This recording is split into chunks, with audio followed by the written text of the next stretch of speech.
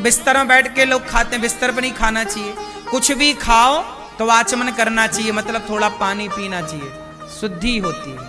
अब आप लोग क्या करते हैं, खाए बिना पानी पिए घूम रहे हैं, इससे क्या होगा, नेगेटिविटी। इस संसार में दो चीजें हैं, पॉजिटिविटी और, जैसे लोग कहते हैं ना प्रेत आत्मा, भूत पिशाच, ये सब क्या है, ये कुछ दिखता नहीं है, ये नेगेटिविटी है, नेगेटिव थॉट है।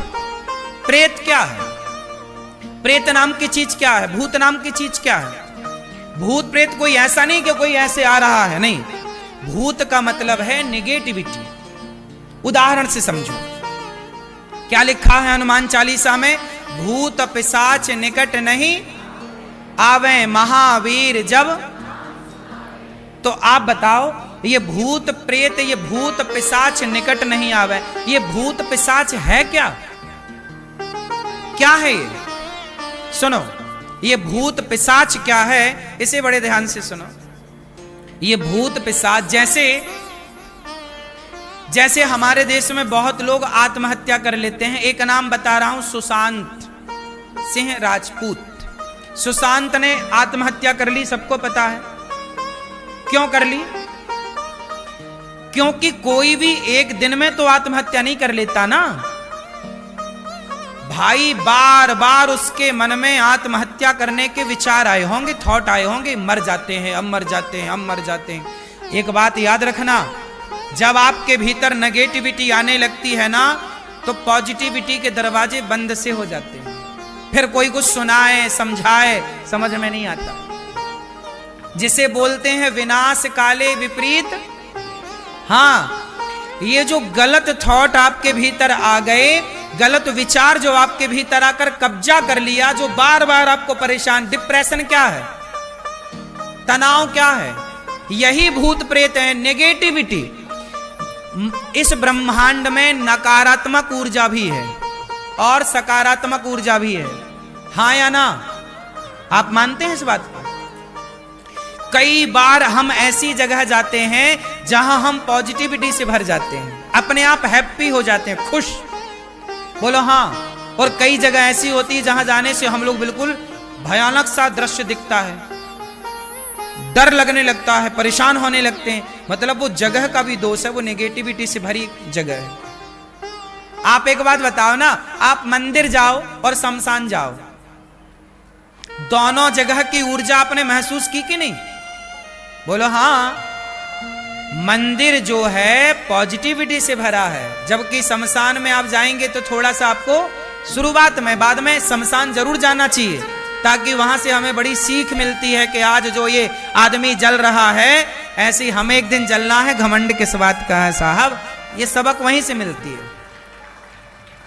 आपको हम केवल ये बता रहे हैं कि इस ब्रह्मांड में दो चीजें हैं, नेगेटिविटी और पॉजिटिविटी। अब यदि आपने एक चीज ध्यान दिया होगा, आपके घर में मच्छर मक्खी कहां होते हैं ज्यादा, जहां शुद्धि होती है वहां, या जहां गंदगी होती है वहां। क्यों, जहां गंदगी होगी अपने आप मच्छर वहां हो जाएंगे। आप मच्छर को फोन लगा के नहीं बुलाते, भाई साहब यहां गंदगी आ जाओ, बुलाते हो। आपके पूरे शरीर में कहीं घाव हो जाए तो मक्खी आएगी और डायरेक्ट वहीं जाके बैठेगी जहां घाव है। उस मक्खी को कैसे पता चला कि यहां घाव है, क्योंकि उसके भीतर जो तंत्र है, जो उसकी सूंघने की घ्राण इंद्री है, वो सूंघ लेती है बड़ी दूर से कि कहां क्या है।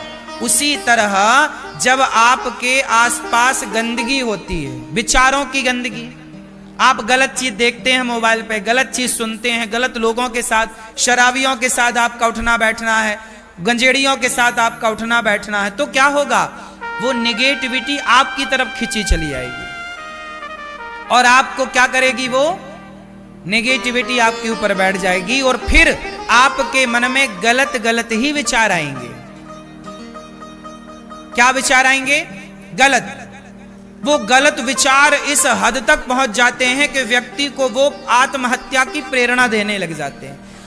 आत्महत्या की प्रेरणा कोई और नहीं देता, खुद के भीतर के विचार कहते हैं कि यार मर जाओ, सारों दरवाजे बंद हैं, और फिर आदमी सोचता सोचता एक दिन फंदे पर लटक जाता है। जो भी आत्महत्या करता है वो एक दिन में नहीं करता, महीनों तक पहले सोचता है। बात सही है कि गलत है? महीनों तक प्लानिंग करता है। भाई मैं सवाल पूछ रहा हूं आप सबसे कि ये उसके मन में विचार आया ही क्यों? ये विचार क्यों नहीं आया कि मैं वृंदावन चलूं? ये विचार क्यों नहीं आया कि मैं कथा सुनने चलूं? आप लोगों के अंदर तो आया कि चलो वृंदावन चलें, चलो कथा सुने, चलो झूमें, चलो नाचें, चलो गाएं, चलो आनंद से भगवान का कीर्तन करें, क्योंकि आपके भीतर पॉजिटिविटी है। उन लोगों के अंदर पॉजिटिविटी नहीं है, वही है भूत पिशाच। जो कथा सुनेगा, सत्संग करेगा, अपने घर को पॉजिटिव रखेगा, उसके पास कभी भूत पिशाच नहीं आएंगे, भूत पिशाच निकट नहीं आवे। महावीर मतलब जहां भगवान का कीर्तन कथा, भगवान का गुणगान है, वहां भूत पिशाच मतलब नेगेटिविटी। बात समझ में आई? इसलिए आप लोगों से मैं प्रार्थना करूं कि अपने बाहरी शरीर को भी शुद्ध रखो और आंतरिक मनस्थिति को भी शुद्ध रखो। ठीक है? ये कैसे होगा? तन पवित्र सेवा किया, तन को शुद्ध करना है तो सेवा करिए, अपनी माता की, अपने पिता की, अपने गुरु की, अतिथि की सेवा से तन की शुद्धि होती है। मन की शुद्धि होती है कीर्तन करने से, और धन की शुद्धि होती है दान करने से। जब आप दान करते हैं तो धन शुद्ध हो जाता है। जैसे गौरी गोपाल आश्रम में वृद्ध माँ रहती हैं, आप सबके सहयोग से आपने दिया, वृद्ध माँ ने खाया, आपका धन भी शुद्ध हुआ और उससे आपको आशीर्वाद दुआएं भी मिल गई। आपको किसी को आपने रोटी दे दी ऐसे। तो आज से कितने लोग लघु शंका करेंगे तो 4 कुल्ला करेंगे और पांव और हाथ धुलने का ख्याल रखेंगे? मुझे कंफर्म बताओ कौन कौन करेगा ये सब? ये शुद्धि है और ये बच्चों को सिखाओ।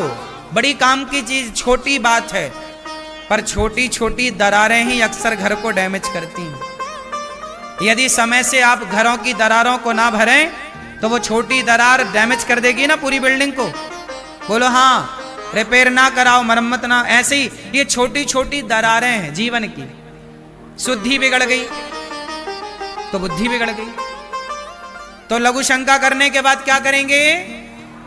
4 कुल्ला और हाथ और पांव धोएंगे, तब क्या बनेंगे आप? शुद्ध। फिर आप पूजा के अधिकारी हैं। भोजन जाओ रसोई में बनाओ तब अधिकार है। शौच करने के बाद क्या करेंगे? एक बार पूरा स्नान कर चुके हैं तो दूसरी बार अर्ध स्नान। इसके बिना शुद्धि नहीं। ध्यान कौन कौन रखेगा? कोई छोटा बच्चा है उसके लिए दोष नहीं है। बच्चा तो मां की गोद में ही मलमूत्र करता है ना, उसके लिए दोष नहीं है क्योंकि बच्चा है। और बूढ़ा, जो बूढ़े हैं उनका भी दोष नहीं है क्योंकि वो अधिक वृद्ध हैं। लेकिन जो समर्थवान है हमें दोष लगेगा। देखो जी, छोटा बच्चा ना मां की गोद में सुसु करता है। बोलो हाँ, क्या उसे दोष लगता है? लेकिन 25 साल का बेटा जाए और मां की गोद में सुसु करे आए तो दोष होगा कि नहीं? फिर तो समर्थ और असमर्थ, जब आप असमर्थ हैं तो आपका हर दोष अपराध माफ है, पर समर्थ हैं तो आपको पाप से, दोषों से बचना चाहिए। बात समझ में किस किस को आ गई?